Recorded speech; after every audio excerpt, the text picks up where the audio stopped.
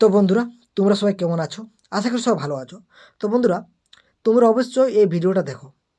আমি বলছি দেখো, আমি আর কিছু বলছি না। তো বন্ধুরা, কেন দেখতে বলছি তার কারণটা হচ্ছে আমাদের চ্যানেলে কিন্তু আমাদের সিলেবাস ভিত্তিক এবং প্রশ্নের লেভেল অনুযায়ী ভিডিও বানাই। তোমরা সকলে জানো আমাদের সঙ্গে যদি জড়িত হয়ে আছে তো। এবং এই ভিডিওটা তোমরা বেশি কিছু না, প্রশ্নের লেভেলটা দেখো। তোমরা দেখতেই পাচ্ছ কেমন ধরনের প্রশ্ন রয়েছে। হ্যাঁ, আমরা কিন্তু এরকম ধরনেরই আলোচনা করি। তোমরা পারলে আমাদের চ্যানেলটিকে চেক আউট করে নিতে পারো। তো চলো, আর বেশি কিছু বলছি না, ভিডিওটা শুরু করছি। আজকে আমরা কিন্তু 30টা প্রশ্ন আলোচনা করবো, বুঝতে পেরেছো? সিডিপি থেকে।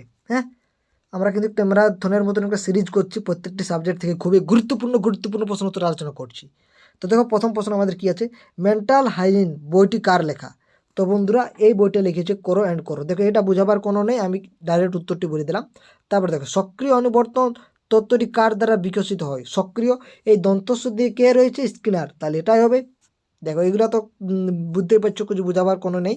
কোনো মুহূর্তে অর্জিত তথ্য সমূহের একক সংগঠনকে আমরা কি বলবো? অর্থাৎ কোনো মুহূর্তে যদি আমরা কিছু আমরা যদি অর্জিত করি, মানে গ্রহণ, আমাদের কিছু অর্জিত যে হয় আমাদের তথ্য, তাহলে সেই একক সংগঠনকে আমরা কি বলি?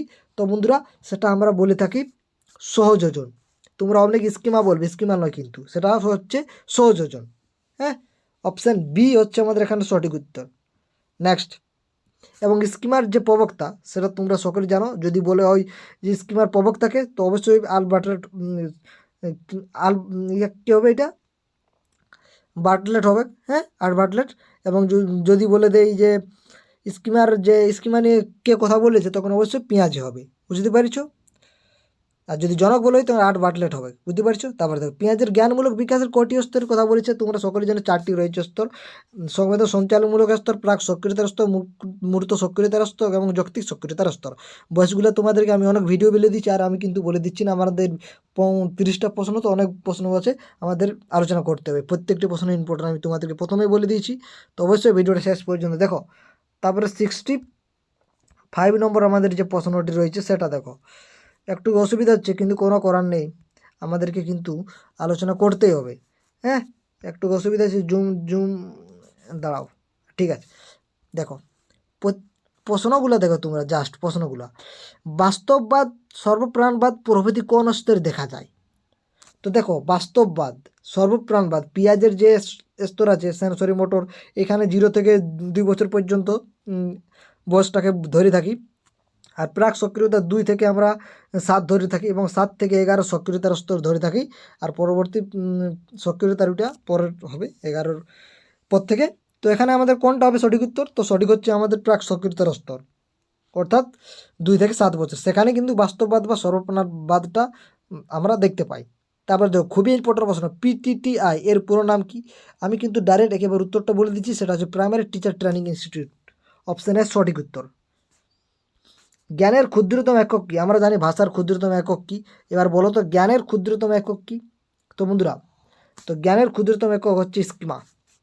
দেখো, কোয়েশ্চেনটা দেখো, তোমরাই বলো। তারপরে তো আইসিডিএস যুক্ত, এটা কোথায় যুক্ত রয়েছে? তো বন্ধুরা, এটা শিশু শিক্ষার সঙ্গে যুক্ত রয়েছে এটা। মাইন্ড ম্যাপিং বলতে কী বুঝো? তোমরা জানো এটা সিলেবাসে রয়েছে মাইন্ড ম্যাপিংয়ের ব্যাপারটা। তো এটা বলতে তোমরা কী বুঝো? অবশ্যই মনের যে ক্রিয়া প্রতিক্রিয়া গবেষণা, এটাকেই বলে। অর্থাৎ আমরা মনে মনে একটা যে ছকের মতন করছি, সেটাকে আমরা বলে থাকি মাইন্ড ম্যাপিং। তারপরে দেখো, নিচের কোনটি শিখনের নীতি নয়? তোমরা এখানে দেখতে পাচ্ছ নয় লেখা আছে। তো দেখো, আমরা জানি জানা থেকে অজানা, এটা ঠিক, এটা আমরা সকলে জানি। অবরোহী থেকে আরোহী ব্যাপারটা আমরা জানছি পরে, একটু আমরা প্রত্যেকটা আলোচনা করিনি, তারপরে আমরা বলছি ব্যাপারটা। বিশেষ থেকে সাধারণ, হ্যাঁ, এটাও আমরা ব্যাপারটা বলছি, দাঁড়াও। মনোবিজ্ঞানী থেকে যৌক্তিক, আমরা কিন্তু এখানে দুটো জিনিস আমরা সঠিক বলতে পারছি, কিন্তু এই দুটোর মধ্যে আমাদের কনফিউজ হয়ে আছে। তো এখানে হচ্ছে কি আবরোহী থেকে আরোহী, সেটা ব্যাপারটা হচ্ছে যে সূত্র থেকে কি হচ্ছে, সূত্র অবরোহীতে কী হয়, সূত্র থেকে প্রথম সূত্র দেওয়া হয়, তারপরে উদাহরণে যায়। আর আরোহীতে উল্টো করা হয়, অর্থাৎ উদাহরণ থেকে সূত্রে যায়। তাহলে এটা ঠিকই রয়েছে, কিন্তু বিশেষ থেকে সাধারণ এটা নয়। অপশান সি সঠিক উত্তর। তাহলে শিখনের নীতি কিন্তু এটা নয়, আমরা প্রথমে সাধারণ করব, তারপরে বিশেষে যাব, এটা ঠিক হবে। বুঝতে পারছো? তারপরে দেখো, খুবই ইম্পর্টেন্ট প্রশ্ন 71।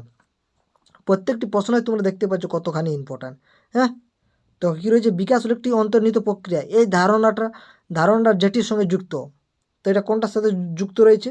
তো এটা অবশ্যই ধারাবাহিকতার নীতির সঙ্গে যুক্ত রয়েছে। দেখো, এটা অন্তর্নিহিত প্রক্রিয়া, ভিতরে রয়েছে আমাদের। হ্যাঁ, প্রক্রিয়া মূল্যায়ন, অর্থাৎ প্রক্রিয়াকে যদি মূল্যায়ন, সেটা কেমন মূল্যায়ন হবে? তো বন্ধুরা, সেটা কিন্তু গঠনমূলক মূল্যায়ন হবে। অপশানের সঠিক উত্তর। সমষ্টিগত এটা সর্বশেষে করা হয়। প্রস্তুতি অর্থাৎ কোনো কিছু পাঠ করার প্রথমে যেটা করে থাকি সেই মূল্যায়নটাকে কথা বলা হয়েছে। তারপরে দেখো, সৃজনশীল শিক্ষার্থীর জন্য কোন কৌশল উপযুক্ত? অর্থাৎ ক্রিয়েটিভিটি স্টুডেন্টের জন্য আমরা কোন কৌশলটা ইউজ করব? তো অবশ্যই আমরা ব্রেন স্টর্মিং এই পদ্ধতিটা আমরা বা এই মেথডটা বা এই কৌশলটা আমরা ব্যবহার করব। শিশু বিকাশের ক্ষেত্রে নিচের কোন প্রক্সিমেডিস্টাল ধারা? দেখতে পাচ্ছ 2022-এ কিন্তু সেফলো কলটা লেগেছিল, এবার প্রক্সিমোডিস্টাল। তো এটা কোনটা? তো বন্ধুরা, সেটা হচ্ছে তোমরা কেন্দ্র থেকে পরিধির দিকে। হ্যাঁ, এটাকে আমরা প্রক্সিমেডিস্টাল ধারা বলে থাকি। প্রগতির শিক্ষার প্রসার প্রথম ঘটে কোথায়, কোন দেশে? তো সেটা হয়েছিল জার্মানিতে। অপশানে সঠিক উত্তর। প্লে ওয়ে ইন এডুকেশন এর কথা বলেছে কে? তো এর কথা বলেছে বন্ধুরা ফ্রয়েড। সংযোজনবাদ ধারণাটি প্রবক্তা হচ্ছেন কে? তো সংযোজনবাদের যে ধারণা সেটা হচ্ছে থর্নডাইক, এবং থর্নডাইক কিন্তু প্রচেষ্টা এবং ভুল এই তত্ত্বেরও প্রবক্তা বলা হয়ে থাকে। অ্যান্ড্রাগোগি বিষয়টি কিসের সঙ্গে যুক্ত? তো এটা হচ্ছে বয়স্ক শিক্ষার সঙ্গে যুক্ত। এই দেখো, ডিসলেক্সিয়া, এটা কি? তো এটা হচ্ছে ডিসলেক্সিয়া বলছি, তো তাহলে এটা হবে পঠনগত অক্ষমতা। যেটা গাণিতিক অক্ষমতা তাকে আমরা ডিসক্যালকুলিয়া বলে থাকি। ক্যালকুলেশনের একটা ব্যাপার আছে, এবং লিখনের যে ব্যাপারটা সেটা লেখার ব্যাপার আছে, তাকে আমরা বলবো ডিসগ্রাফিয়া। গ্রাফের থেকে আমাদের লেখার ব্যাপার আসছে। তাহলে এই তিনটির মধ্যে তোমাদের কিন্তু একটা দেবেই দেবে, বুঝতে পারছো? তাহলে আমাদের এই যে পঠনগত অক্ষমতা তাকে আমরা বলবো ডিসলেক্সিয়া। যদি গাণিতিক অক্ষমতা হয় তাহলে আমাদের ডিসক্যালকুলিয়া, এবং যদি লিখনগত অক্ষমতা হয় তাহলে তাকে আমরা বলবো ডিসগ্রাফিয়া। এই দেখো, জোন অফ প্রক্সিমাল ডেভেলপমেন্ট, এটা জেডপি যাকে বলছি, এটা কে কে এটা কে এটা বানিয়েছিল, বা এটা কে, এই কথাটা কে বলেছিল, কোন মনোবিদ? তো সেটা ভাইগোষ্ঠী বলেছিল, এবং ভাইগোষ্ঠী সামাজিক যে নির্বিদবাদ তাদের প্রবক্তা বলা হয়ে থাকে। অনুশিক্ষণ ছাত্রছাত্রীদের সংখ্যা থাকে সাধারণত কত? অর্থাৎ যাকে আমরা বলি কি মাইক্রো টিচিংয়ের ব্যাপারটা, সেটা 10 থেকে 15 জন থাকে। তোমরা যদি টিচিং করেছো তাহলে তোমরা জানো। নাট্যাভিনয় শিখনের এটা কি? অর্থাৎ একটা নাট্য অভিনয় করে দেখাচ্ছে, এটা তাহলে কেমন উপকরণ হবে? দৃশ্য শ্রাব্য নাকি শ্রাব্য নাকি দৃশ্য নাকি সক্রিয় ভিত্তিক উপকরণ? তো তোমরা অনেকেই বলবে এটা দৃশ্য শ্রাব্য। বন্ধুরা, এখানে অপশন ডি, কারণ এখানে সক্রিয় অংশগ্রহণ ব্যাপারটা রয়েছে। দেখো, এরকম ধরনের প্রশ্নগুলো দেখো। আইকিউ কথার প্রবক্তা হচ্ছেন কে? তো আইকিউর যে কথাটা সেটা হচ্ছে স্টান। তোমরা আইকিউ থেকে একটা ম্যাথ দিয়েছিল, তোমাদেরকে আমি ম্যাথটা করিয়ে দিই, আমাদের চ্যানেলে নেই, তোমাদের সব কিছু করানো আছে, খালি তোমরা এই প্রশ্নগুলো দেখো। জ্ঞানমূলক দ্বন্দ্বের কথা কার মতবাদে অধিক বিকশিত হয়েছে? তো সেটা হচ্ছে কোহলবাগ। জ্ঞানমূলক দ্বন্দ্বের কথাটা সৃজনশীলতা যুক্ত, এটা কিসের সঙ্গে যুক্ত? তো বন্ধুরা, এটা অপসারী চিন্তার সঙ্গে যুক্ত রয়েছে সৃজনশীলতা, অভিসারী নয়, অপসারী। হ্যাঁ, পরিণমন বলতে আমরা কি বুঝি? তো পরিণমন বলতে আমরা দৈহিক বিকাশকে আমরা বলে থাকি পরিণমন। নিজের কোনটি বৈশিষ্ট্য নয় নয় বলেছে? তাহলে তোকে এটি চিন্তনের বলেছে, কোনটি বৈশিষ্ট্য নয়? তো এটি নির্বাচন ধর্মী, এটা প্রকৃতি ধর্মী, নাকি চিন্তার বাহন ধারণা চিন্তার সর্বাক্ত হয়? তো এখানে আমাদের যেটা সঠিক সেটা হচ্ছে চিন্তন সর্বাক্ত হয়, কোনোদিনও হয় না, বুঝতে পারছো? কোনটি গ্রহণমূলক দক্ষতা? আমরা গ্রহণ কিসে সাহায্য করি?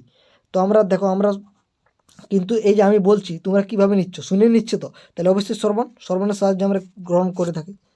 তারপরে দেখো, ফ্রিকোয়েন্সি অ্যানালাইজার যন্ত্রটি কারা ব্যবহার করে? তো দেখো, এটা কিন্তু ব্যবহার করে থাকে শ্রবণ যারা শুনতে অসুবিধা হয় তারাই কিন্তু হ্যাঁ করে থাকে। তারপরে দেখো, পিছিয়ে পড়া শিশুদের মূল সমস্যা কোথায়? তো বন্ধুরা, যারা পিছিয়ে পড়ছে তাদের যে মূল সমস্যা সেটা হচ্ছে বিদ্যালয়ে অনুপস্থিতি। অপশান সি সঠিক উত্তর। এই অপশানগুলোর মধ্যে এটাই সঠিক, বুঝতে পেরেছো? তো আজকে আমরা 30টা প্রশ্ন উত্তর আলোচনা করলাম, তোমরা দেখতেই পাচ্ছ। তো চলো, তোমাদের সুবিধার্থে আমরা একবার রিক্যাপ করে নিচ্ছি যাতে তোমাদের মনে থাকে। হ্যাঁ, আর যদি দুবার তোমরা যদি অবশ্যই দেখো না তাহলে তোমাদের কিন্তু অনেক মনে থাকবে, আর এখন মনে থাকাটা বিশাল ব্যাপার, বুঝতে পারছো? তো দেখো, প্রথম প্রশ্ন কী রয়েছে, তোমরাও এবার মনে মনে করে যাবে, তাহলে দেখো তোমাদের কেমন মনে থাকে কি না। মেন্টাল হাইজিন, এটা কোরোয়েন্ট করে, এটা আমি তোমাদের প্রথমে বলে দিয়েছি। তারপর সক্রিয়, এটা হচ্ছে স্কিনার। সক্রিয় অনুবর্তন তত্ত্বটি কার দ্বারা বিকশিত হয়? এটা স্কিনার দ্বারা। কোনো মুহূর্তে অর্জিত তথ্য সময় রেখে সংগঠনকে আমরা সহযোগী বলি। পিয়াজের জ্ঞানমূলক বিকাশের কটি স্তর আছে? 4টি। বাস্তব সর্বপ্রাণবাদ প্রভৃতি কোন স্তরে দেখা যায়? সেটা হচ্ছে প্রাক সক্রিয়তার স্তরে দেখাতে পাওয়া যায়। আর পিটিটিআই এর ফুল ফর্ম হচ্ছে primary teacher institute. Option A সঠিক উত্তর। জ্ঞানের ক্ষুদ্রতম একক হচ্ছে স্কিমা। আইসিডিএস সেটা কিন্তু শিশু শিক্ষার সঙ্গে যুক্ত রয়েছে। মাইন্ড ম্যাপিং বলতে কী বুঝো, অর্থাৎ মনে মনে যেটা আমরা চিন্তা ভাবনা করে থাকি, তো বন্ধুরা সেটা হচ্ছে মনোক্রিয়া প্রক্রিয়া গবেষণাকে আমরা বলে থাকি। নিজের কোনটি শিখনের নীতি নয়, তো নীতি নয় সেটা হচ্ছে কোনটি, অপশান সি, অর্থাৎ বিশেষ থেকে সাধারণ। আমরা অবশ্যই সাধারণ থেকে বিশেষ দিয়ে থাকি।